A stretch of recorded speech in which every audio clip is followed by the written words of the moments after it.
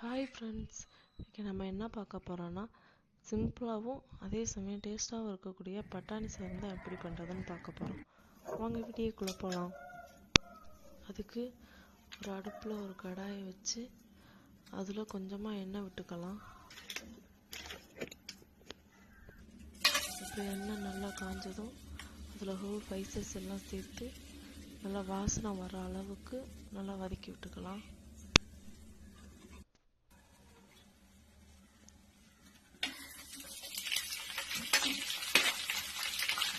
இப்போ நம்ம நறுக்கி வச்சிருக்க வெங்காயத்தை அதில் சேர்த்து நல்லா பொன்னிறமாக வர வரைக்கும் நல்லா வதக்கி விட்டுக்கலாம்.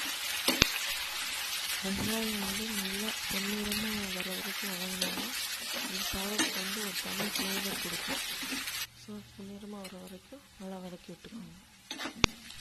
இந்தளவுக்கு வெங்காயம் நல்லா வதங்குறது நம்ம இப்போ அரைச்சி வச்சுருக்கிற இஞ்சி பூண்டு இதில் சேர்த்துக்கலாம். இஞ்சி பூண்டோட வாசனை நல்லா போகிற வரைக்கும் நல்லா வதக்கி விட்டுக்கோங்க.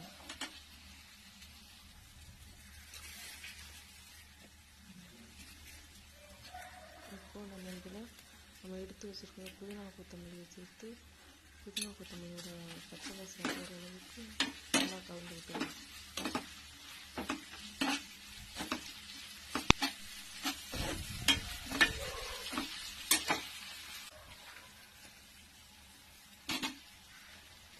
புதினா கொத்தமல்லி இந்தளவுக்கு வதங்கினாலும் நம்ம எடுத்து வச்சுருக்க தக்காளியை அதில் சேர்த்து நல்லா வதக்கி விட்டுக்கலாம்.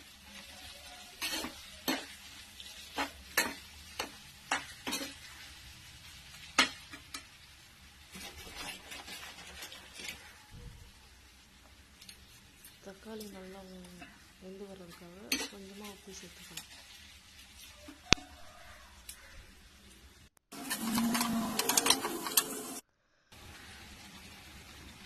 தக்காளி இந்தளவுக்கு நல்லா வெந்து வந்ததும் அதில் 2 டேபிள் ஸ்பூன் மிளகாய்த்தூள், 1 டேபிள் ஸ்பூன் கரம் மசாலா சேர்த்து நல்லா பச்சை வடை போகிற அளவுக்கு நல்லா வதக்கி விட்டுக்கலாம்.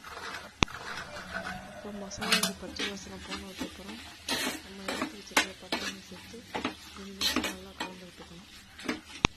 இப்போ 2 நிமிஷம் நல்லா கலந்து விட்டதுக்கப்புறம் இப்போ நம்ம இதில் தண்ணி சேர்த்துக்கலாம். 1 கிளாஸ் பாஸ்மதி ரைஸுக்கு 1.5 கிளாஸ் அளவு தண்ணி வைக்கணும். இப்போ நான் 2 கிளாஸ் பாஸ்மதி ரைஸ் எடுத்துருக்கேன். நான் இப்போ 3 கிளாஸ் தண்ணி வைக்கிறேன்.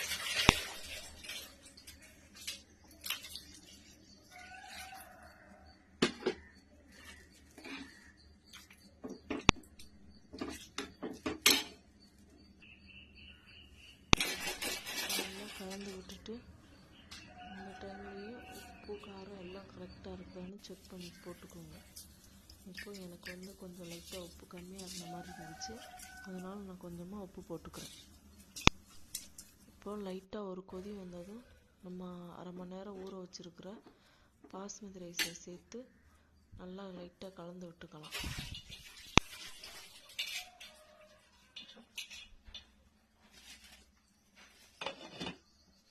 இப்போது லைட்டாக ஒரு கொதி வந்ததும் மூடி போட்டு 10 நிமிஷம் ஸ்லோ ஃப்ளேமில் 10 நிமிஷம் நல்லா வேக விடுங்க.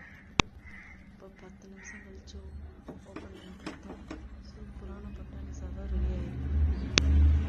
நம்ம வீட்டில் இருக்கிற அடிக்கடி செஞ்சு கொடுங்க. ரொம்ப ஹெல்த்தியாகவும் இருக்கும். அதே சமயம் பசங்களும் நல்லா விரும்பி சாப்பிடுவாங்க. காசு கொடுத்து கடையில் வாங்கி கொடுக்குறதோட வீட்லேயே இதே மாதிரி செஞ்சு கொடுத்தீங்கன்னா குழந்தைங்களும் நல்லா விரும்பி சாப்பிடுவாங்க, நல்லா டேஸ்ட்டாகவும் இருக்கும். இந்த வீடியோ உங்களுக்கு பிடிச்சிருந்தா லைக் பண்ணி ஷேர் பண்ணி சப்ஸ்கிரைப் பண்ணிக்கோங்க.